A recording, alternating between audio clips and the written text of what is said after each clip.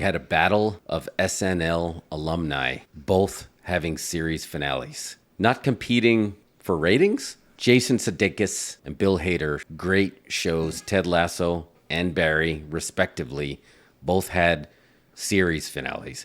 Barry is 100% the series finale. Ted Lasso is the rumored season finale.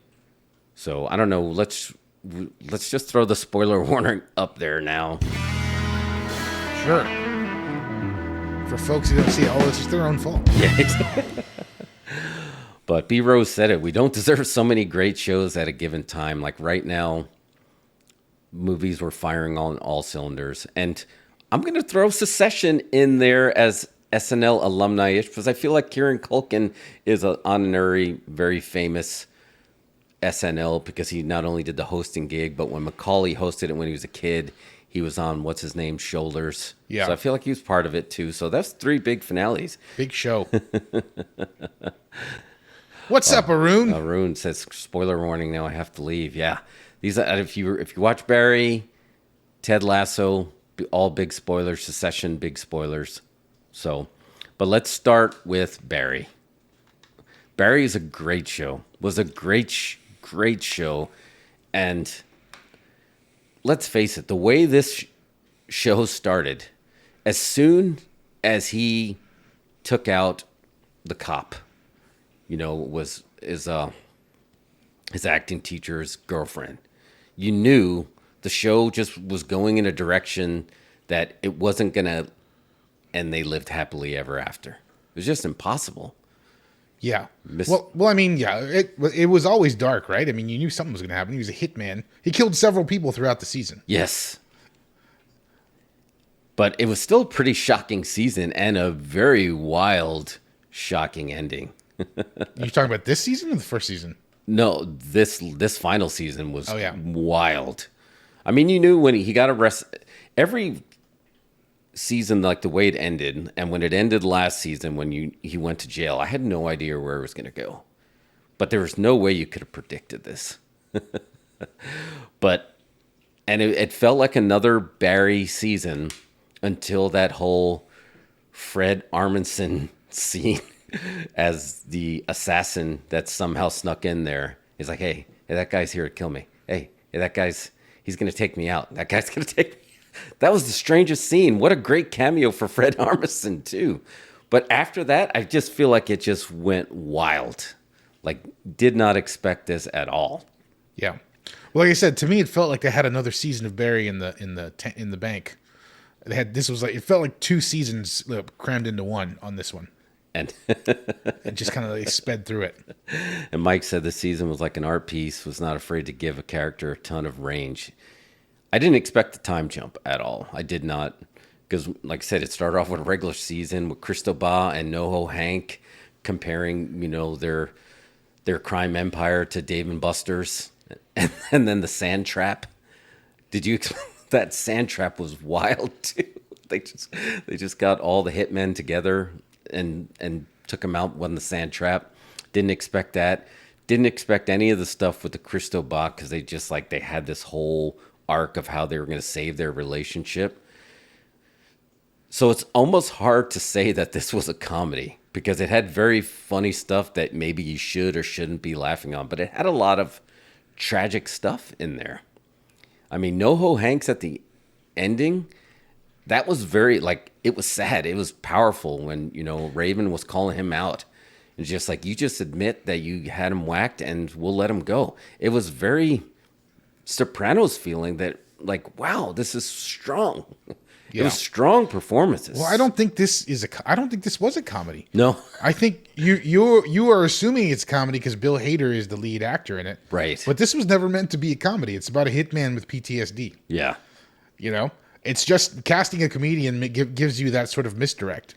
It did. And Henry Winkler's, as Cousineau, exactly. he was accidentally funny all the time.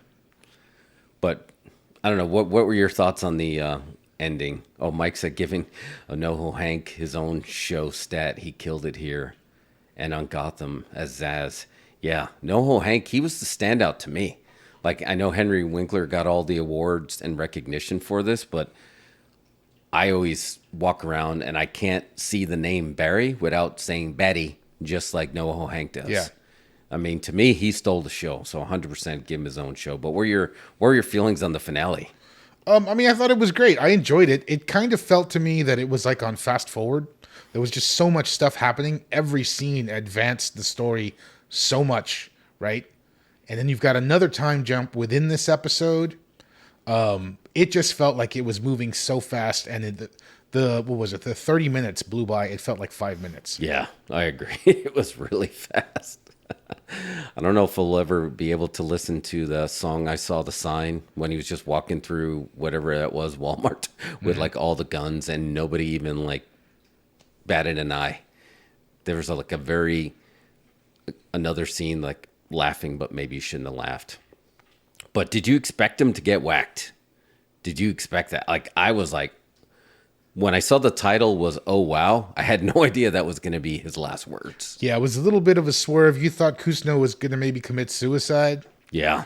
That they're going to walk in on him committing suicide, and then sort of when he shoots Barry, that comes out of nowhere. Yeah, it really did. And I liked Barry a lot, and there was like, I don't know how else it could have ended. You know, it wasn't going to end well for Barry. There was no way. He had to be the sacrifice for all the bad that got done. But in a way, right, with the PTSD, they were kind of shaping him as he was also a victim who was victimizing. So you were hoping there was going to be some kind of redemption for him. And then he went too far in the redemption direction to where the point where Sally just didn't even want to see him. And then she's like, well, maybe I'm a murderer too. The whole choking that dude in the bathroom.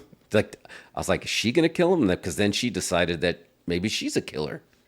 Yeah. I mean, in a way, he does get his redemption, though, because he ends up becoming a hero in the film version of his life story. That's true. Played by Jim Cummings, who I love. That's like one of my favorite actors out there right now. Oh, really? Favorite actor, probably. Yeah, it was great casting. He's awesome. I guess Daniel Day-Lewis did pass after things changed with Kusino. So Barry ends up becoming a hero in the movie version of his life. You're right. So he is redeemed. But he's not a good guy, but he tried to be good. He tried. But he's not a good guy. And No. I think you can't make the assumption that he's a good guy. Yeah. You're right. So the redemption came in the end with the word block that he was buried in the National Cemetery with full honors. Yeah. Oh, yeah, Mike says Sally's alcohol abuse phase is really well portrayed. It was like seeing a show Sally that may have produced for herself. Yeah, because she lost it, right? Yeah. She definitely lost it, and she came around. What about their son, John? Like, what do you think they were trying to portray with their son afterwards? Like, was the son going to be dark? Was he going to was he just taking the information as it come? Was he us? Was he just the viewer? Well, yeah, he is sort of the viewer, but he's also the one. He's one of the folks. Remember, because he's shown the movie by a friend of his. He's going to buy into the narrative that his dad was a hero, not a killer. That's there for him. And like he smiles at the end, kind of cracks a little smile because like, oh, wait, my dad is kind of cool. Yeah. So no, I don't think he's going dark. I think for him that was a bit of a happy ending. Yeah, I think they foreshadowed a little with Abe Lincoln's complicated legacy. He's got a complicated legacy. I think he was going to end up with a complicated legacy. To me, the whole tragedy in this was Kusino, right? Like, was he ever like a full-on heel other than like he was scared shitless, and then he took the money? I mean, isn't he though a full-on heel? What did he do that was good? He was just lovable. He was just a lovable, goofy guy from our perspective. But Kusno, you remember, he had no friends. No one liked him in the industries, which is why he ended up teaching acting at a community college. Yes. He screws up multiple times. He does exactly what his wife's or his girlfriend's his dead girlfriend's dad tells him not to do. He takes the drug money. He basically does the wrong thing at every step. He did. His ego. So I don't think he's a good guy. This is not a movie. This is not a show about good people. No, but he is serving time for the murder of his girlfriend, which he didn't commit. He's also serving time for murdering Barry, which he did commit. So it is going down in history that he was in on it, even though he technically wasn't. So he made a lot of mistakes, and then he got pulled into those mistakes, shaped him into your mistakes are going to end up costing you, and now he's life in prison. Now, he also did shoot his son. Yeah. Right? He's not a good person. Yeah. I don't think I think he's, even though he ends up with a different version of punishment, he didn't really do anything positive in the show. Yeah. You know, I don't think he was ever portrayed as a good person. He's always, everything he did was for self-interest. That's true. He was definitely an egomaniac. He was a narcissist, for sure. Classic example of die a hero, live long enough to see yourself become a villain. Absolutely true. Yeah, he just made too many mistakes, for sure. But I still love the show. I still think it was a great show. I mean, No, of course it doesn't affect whether or not you like the show. It's just yeah. It's it was a bit of a downer for an ending, for sure. Was it though? Well, I mean, I guess now that you say that, The son gets to see his dad be a hero. I don't know. I'm just like, it's complicated emotions they're trying to pull out of you. You know what I mean? maybe that's the better way. Instead of a downer ending, maybe it's a complicated legacy. The entire show for the season 4, to me, it feels very complicated. Yeah. But you're conflicted because, like you said, was Sally a good person? Like, maybe, but was she bad enough that she should have got what she deserved? Did the punishments fit the crime for each of these characters? I mean, I think Sally kind of ended up where she would have ended up anyway. Yeah. I don't think her fate changed. She got involved in this whole thing and she did some things, but I think she is an innocent in a way, unlike Barry and Kusno, right? Because it's just as feasible that she would have ended up teaching drama at high school if she'd never met Barry. This could still have been her fate. Yeah. So she still, she ended up where she was going to be, and I think her main sort of takeaway at the end is like she was not interested in a relationship at all with anybody. She just wanted to work on her craft. When that guy kind of asks her out at the end, she's like, "No." Yeah, she was done. And that's it. I did one of my favorite scenes this season was, besides the botched hit in prison, was when she was trying to steal the role from that really tall actress, and she was just like standing in front of her. It just goes to show maybe the moral of this whole everybody in this is narcissism is dangerous and it can get you put in prison for murder. Because there was nobody that was not narcissistic other than maybe Kusino's son. Yeah. But everybody was out for themselves. It was very Hollywood feeling where everybody was out for themselves. But yeah, good stuff. Again, HBO/Max, bringing the heat.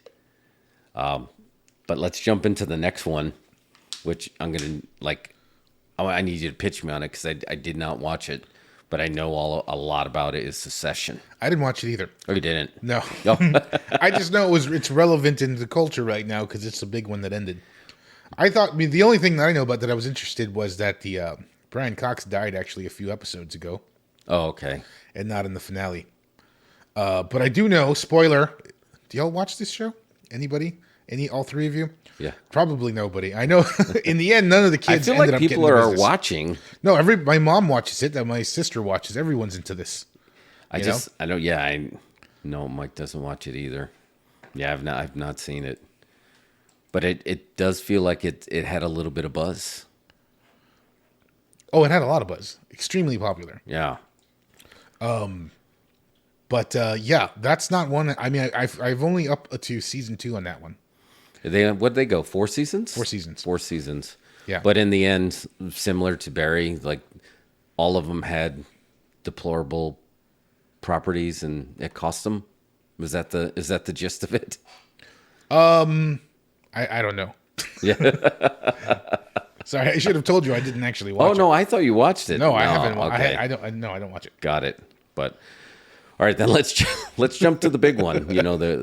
To me, the one that stuck the landing was the show that I never thought I would love is Ted Lasso And man, I was maybe it was because I was watching it at like 5 in the morning after after a rough night, but I just got really really emotional. Like every portion of this show, to me, it hit all the marks. And if they did make this the series finale, would this be the first ever show that stuck the landing on a series finale? I mean, for me, it worked really well. I just marathoned the season this past weekend. I'd not seen any until this past Saturday. And all I've been hearing is complaints of how bad it was this season, sort of on the reviews. I thought it was great. Really? Yeah. I had I mean, do have some issues with it, but nothing major. I thought it was great.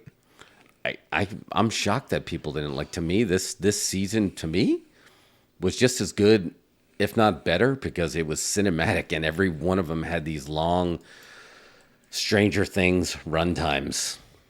But let me grease our pipes, because I found this 5 great moments from the Ted Lasso finale, and let's see how you feel about it. What did you think about the dance number? The So Long Farewell Coach. Whistle! Whistle! And then you thought they were just going to walk back in, and they kind of broke into song. Yeah, that was nice. Yeah, it was. So that was one of the most memorable scenes. But to me, and Mike, we were just talking about this earlier, the big one for me was Roy Kent's character, Brett Goldstein, right? He was a writer. Did you hear how he got that? Yeah, didn't he just cast himself? Yeah. Well, he's like, I think this is me. And he like made a video and then sent it to everyone. It's like, you can completely ignore this if it's not right, but I think this is me. And they're like, yeah, we're tired of looking at you. And he became Roy Kent. Easy enough. Yeah, Mike said he had less annoying than most songs on the show. But when he became the Diamond Dog, that was a big character jump, right? Because anytime it was Diamond Dogs, gather up Diamond Dogs, and he'd drop an F-bomb and he'd walk away. I didn't realize he had never been on it before, but yeah, that was a good moment. Yeah, he was never a diamond. And then when he gave the little bit of rough, like, was there any I feel like there was not even any throwaway characters. I feel like every character was great. Mike pointed this out earlier. The only thing that felt awkward was the therapist, who had a big role in season, the last season. She had no lines in this one, and they just kept showing her with not talking, but being engaged. Like, did you say, hey, we want to put you in the finale. Can you film this on your phone and send it in? Yeah, probably something like that. That's what it felt like. They kind of just cut to her reaction a bunch this season. What about, and we talked about this earlier, but let's get it out there. And for people watching, let's see if they will figure it out. Did Ted and Rebecca like hook up, and was there like an orgy with Beard? I don't know what was going on in that opening scene. I need to revisit that. So it ended with he had something to tell her, and you kind of hinted, after his mom was there, that he was going to say, I'm resigning. But then he came out kind of in his PJs, and they had the rough hair, and like, do you want to talk about it? And I think they were kind of like tongue in cheek, saying maybe they did, maybe they didn't. But he's like, thanks for letting us stay over here for the gas leak in our neighborhood. Mm-hmm. But, and then Beard came through with his girlfriend. And I don't know, it felt like it had the awkward good morning, I can't believe we hooked up. Not good morning, I can't believe I resigned. Got the sense they all got hammered together. Yes. That's probably what happened. Yeah, Mike saw too. There was a gas leak, so they just all had to stay there. Beard is one of the writers of the show too, right? Like, I think he's not. Well, I saw a story with him on how he got booked on it. He had a role in We're the Millers that got cut, and then Jason Sudeikis said, "Hey, sorry, we had to cut your role, but we're doing this soccer show. Do you want to read for this part?" And to me, he's a scene stealer. Everything about him, like everything that's freaky about him. So when he came in with his thong and then yelling to the housekeeper, "Don't throw those ropes they're not garbage. Yeah. Yeah, I need to rewatch that scene to get. I'm sure it's all lined out there for us. Yeah. It's got a lot of misdirects. Oh yeah, but Mike said he was also the original commercial based on and was a writer on those. So to me, he was great. Oh, gotcha. Yeah, he was great in there. And the reassembling of the Believe sign that came all the way back to full circle, because that Believe sign is 100% in the zeitgeist and has been ever since it first got revealed. And then they made it such a huge part of the show. And then it was a huge part of Nate's character development, of like him sneaking in, always staring at it, being envious, ripping it up, becoming his own coach. Started to believe, but then believed more in the wrong direction, and then became a coach, but then realized that there was more to this definition of believe, and having him stare at the wall. That one really got me, dude. There was a few parts in this episode that got me, but him staring up and at the believe and then just breaking down, I'm getting emotional thinking about it. Yeah, the reassembling of the Believe sign is great. Not just because they reassemble it, because they all each saved a piece. Yeah. That's really what did it. Yeah, that was so much. I think one loose end that I would have liked to see tied up, I wish Nate would have got to see that, remember he got really angry because Coach didn't have his photo up on the wall. Oh, yes. He never got to see that Coach actually had it at home on his dresser. Yeah. I suppose that would have just made him feel worse, and he was already, very much, regretful. Yeah, he's definitely had a lot of regret, but that one choked me up. So is he now just back to being the Kit Man? I think... What a ride. I think at the end, they didn't make it official, but when she announced Roy Kent as the manager, I just assumed that he became an assistant coach because they showed him and Beard and Roy looking up. I just assumed that he just moved back over to assistant coach. But I mean, I guess that was the leap because they were all wearing the same uniform and they were standing next to each other. Yeah. So that was the big leap. Nate had a fantastic ride. It was so good because he was just like the throwaway Kit guy that was just kind of like, his arc was so good. And he was coming off this season that he was going to be the biggest heel of that, and it went in directions that I did not expect. I had no idea where this was going to go, but he got his win, right? He got his win over Ted, and that's when it was kind of like the beginning of the end for his tenure there.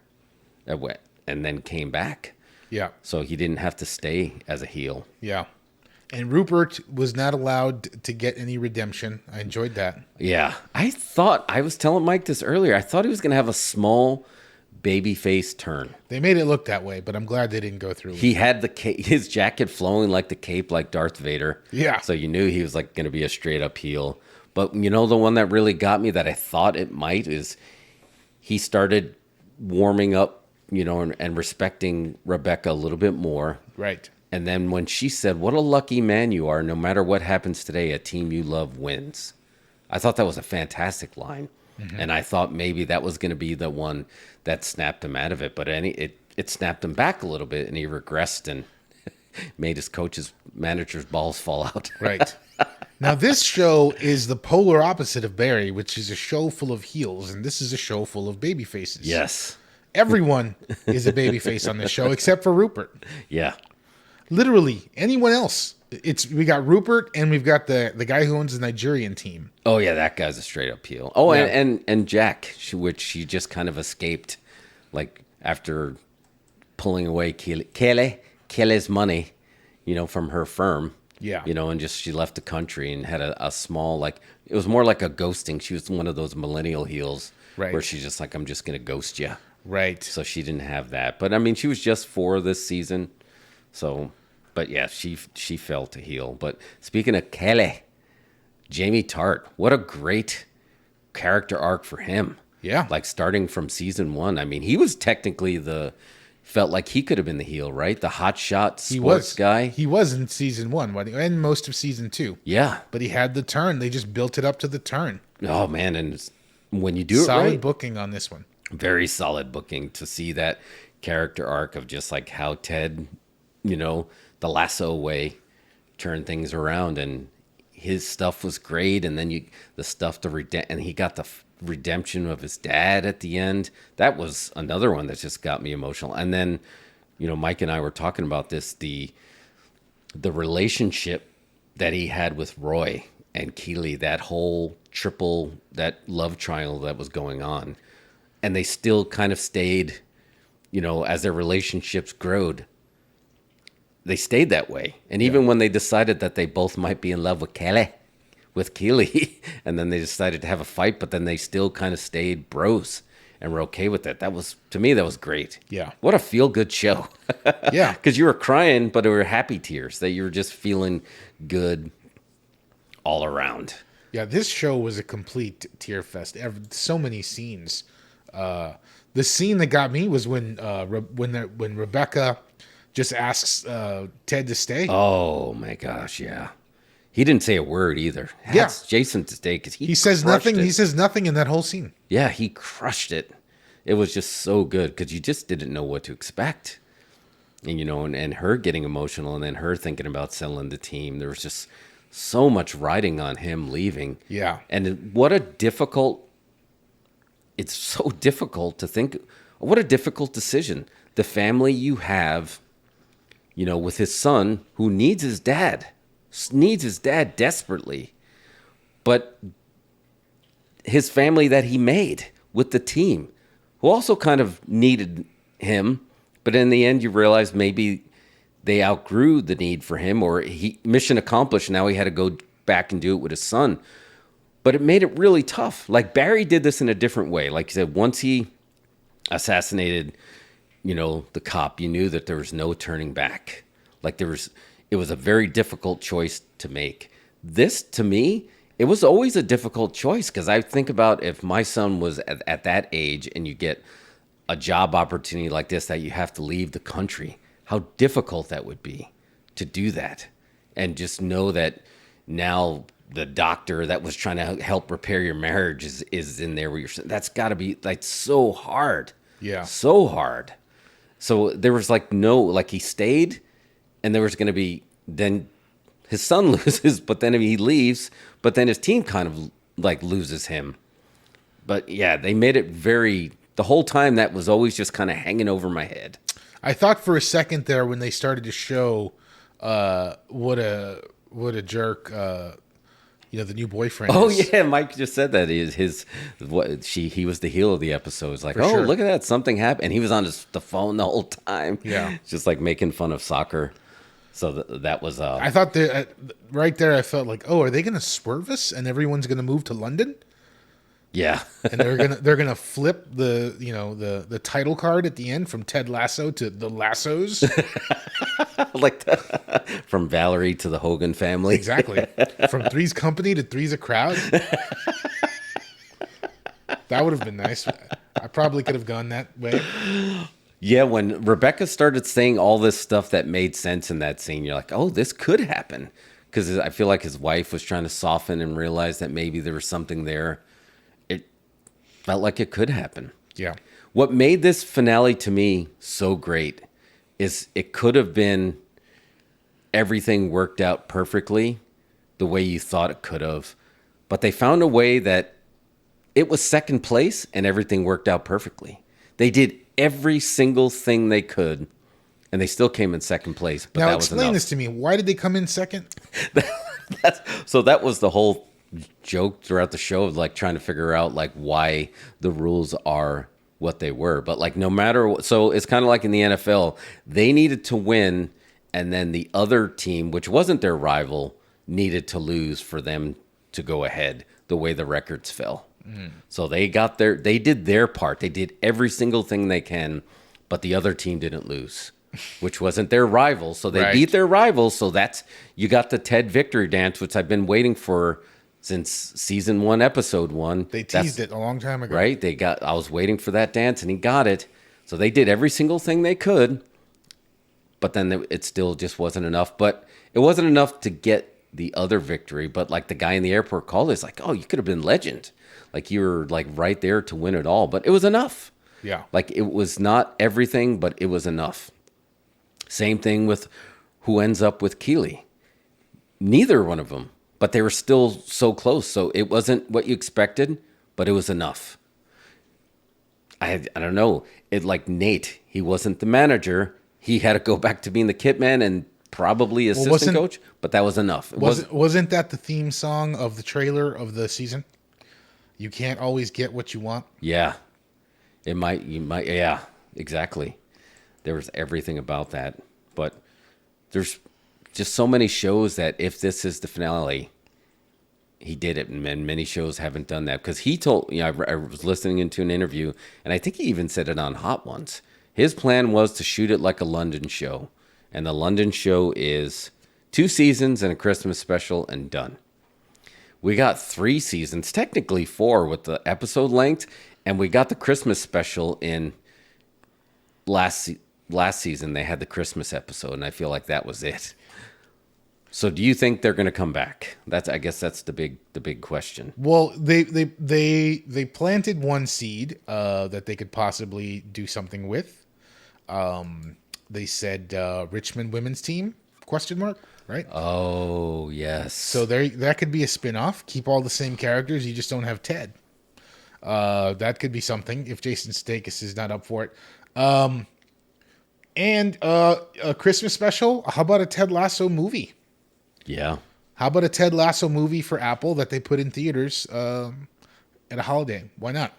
They have everybody. Maybe everybody from Richmond comes to America.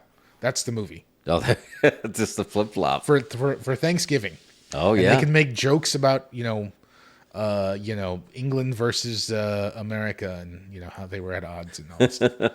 So do a Ted Lasso Thanksgiving movie. So those are some options.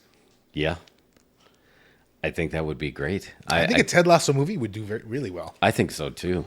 Yeah, I just didn't think, and it's kind of like what we always talk about with Quentin Tarantino. Like, we're in denial because when you're firing on all cylinders, the last thing you want to do is say, this is enough. Like, you can stop now. Because you just think there could be one more. Could you be 3 feet from gold? Is there one more? So when Jason Sudeikis said, I'm going to let everybody watch this finale and see if you even want any more. If you want it just for the sake of wanting more because it's so great, yes, I do want more. But if you're gauging it just on the story of, was this a perfect stop point? Now I know what he was talking about. Yeah. I never got that. And you're a little bit more, with your film school background of like, I don't know when to say enough is enough. Right? Because you always want to say, do you get one more? Do you get one more? Yeah. This is the first time I'm like, wow, that is like something you'll be able to revisit of like the perfect show from beginning to end. So good. I think it could be enough. I think, no, it definitely is enough. It's a fine ending. They can leave it there, and that's fine. But if they ever wanted to, they've left two options out there. Yeah. The Richmond's women's team, that's great. Have Keely run it. You can bring Rebecca back. You know what I mean? Yeah. You could do something with that. But I think a Ted Lasso movie could be pretty awesome. Oh, yeah. With a theatrical release. Yeah, theatrical Ted Lasso movie. Because that's, at least you're not doing the show again. You're doing something different. There's a separation there. I don't think that would sully the legacy. Maybe it's Bad News Bears go to Japan. Maybe they get picked to represent the team. Yeah. And go international, and then they have to go fight international heels. And then they need Ted to come back for that. Yeah, something like that. Right? Bad News Bears go to Japan. Wasn't that the whole premise of that?